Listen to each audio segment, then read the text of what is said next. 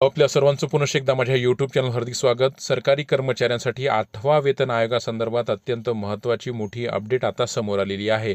बऱ्याच दिवसापासून 8वा वेतन आयोग या संदर्भात बरेच प्रश्न, बऱ्याच कमेंट आमच्या यूट्यूब चॅनलला प्राप्त होत होत्या आणि त्याच अनुषंगाने एक अत्यंत महत्त्वाचं पत्र आता समोर आलेलं आहे आणि त्याच संदर्भातला आजचा हा संपूर्ण व्हिडिओ आहे। काय संपूर्ण व्हिडिओ आहे त्यासाठी विनंती एकच की व्हिडिओ हा शेवटपर्यंत पाहावा। तसंच याआधी जर आपण आमचं यूट्यूब चॅनल सबस्क्राईब केलं नसेल तर निश्चितच चॅनलला सबस्क्राईब करा। समोरील बेल आयकॉनला सुद्धा क्लिक करा म्हणजे नवीन व्हिडिओचे नोटिफिकेशन आपणास नियमित मिळत राहतील। सध्या केंद्रीय कर्मचाऱ्यांना सोबतच राज्य सरकारी कर्मचाऱ्यांना 7वा वेतन आयोग लागू झालेला आहे।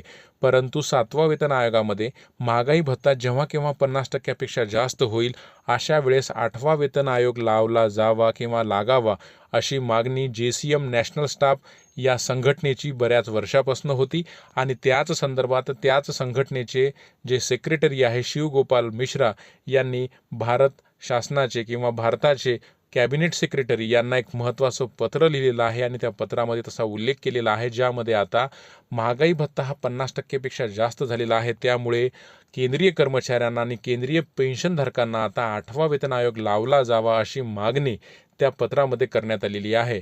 त्यामुळे निश्चितच या पत्राचा शासन कशा पद्धतीनं रिप्लाय देते हे आपल्याला पाहावं लागेल। परंतु हे फक्त पत्र JCM नॅशनल स्टाफ साइड या संघटनेचे जे सेक्रेटरी आहेत त्यांनी मुख्य सेक्रेटरी भारत शासन यांना लिहिलेलं आहे, परंतु अद्याप त्यांच्याकडनं कुठलाही रिस्पॉन्स आलेला नाही। परंतु या पत्रामध्ये जसा उल्लेख करण्यात आलेला आहे की महागाई भत्ता हा 50%पेक्षा जास्त झाल्यामुळे आता 8वा वेतन आयोग लावला जावा अशी ही महत्त्वाची मागणी या संघटनेची आहे। केंद्रीय कर्मचाऱ्यांसाठीची ही महत्त्वाची संघटना आहे असं बोललं जातं आणि लोकसभेच्या ज्या काही बातम्या समोर आल्या त्यामध्ये ही सुद्धा प्रामुख्यानं बातमी होती की 10 करोड केंद्रीय कर्मचाऱ्यांनी किंवा सरकारी कर्मचाऱ्यांनी अत्यंत महत्त्वाची भूमिका या लोकसभेच्या निवडणुकीमध्ये पार पाडलेली आहे।